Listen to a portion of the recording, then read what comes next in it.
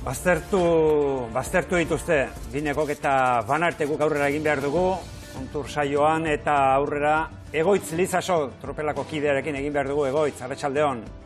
Arratsaldeon. Ikusteko izango da, tropelako sailkapena, atzo eta gaur gertatu denaren ondorean, zer diozu? Bai, susteko, pentsatzen genuen parez pareliko zirela, nik azken astearak igarri izango zela, eta nik uste horrela izaten ari dela. Sailkapena behiratzen baitu aldaketak, aurreko astean ikusi genuela Sugar Gurpea azkar hortuela genuela lehen postuan, honek Pogačar zuelako beste, estatu mailan dabiltzan Abrao eta Isabel Elgoibartar aurre hartu diote izan ere, tartean ikusten du moduan, Abrao Vingegaard duelako, hori ari da gertatzen, puntuak ere Vingegaarden alde, sortzen da 13 puntu Vingegaarden alde, eta Pogačar beruntza sortzen da 3 punturekin, patzen duen bezala ikusten dugun bezala, ezta.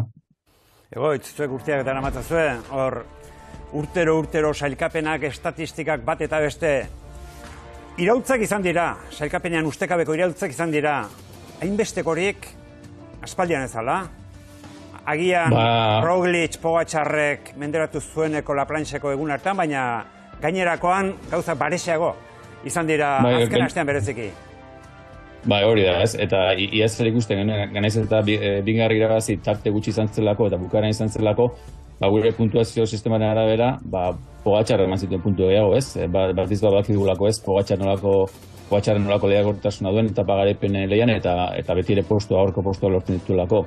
Aldiz horren honetan, biek eta garaipen hartuta, orain aldeekin eta egun hauetan ere hori izkantzita izango denez Vingegaard, puntu gehiago bilduko dituela argi geratu da, nahiz eta ikusi beharko da Fermin, ea Pogačarrek turra omaitzen denez, ez dakit gaurko egunaren ondoren zer gertatuko den, bigarren geratuta, gazterik onena izanik, 1 puntuko saria duelako, beraz, tarteak aurtengoan Vingegaarden alde, eta hala izaten bada bukaera mintzat, aldea hondirik ez izango bi horien artean. Egoitz, eta hau da polita, jokorako hau da polita. Aurrik usterik ez dagoela alegia, ustekabekoak tartean gertatzea oso polita.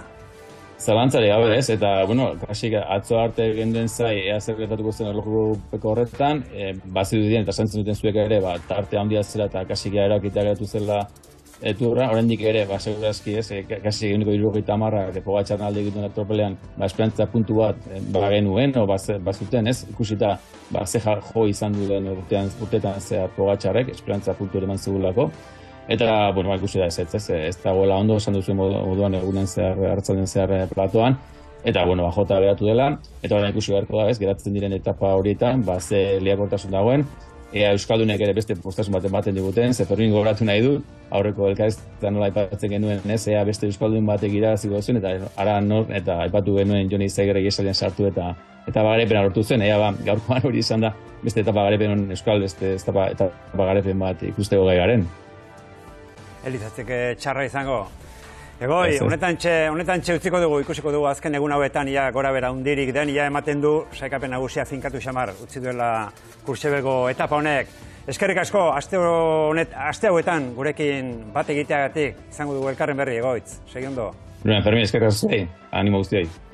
Eta aurrera ingo dugu.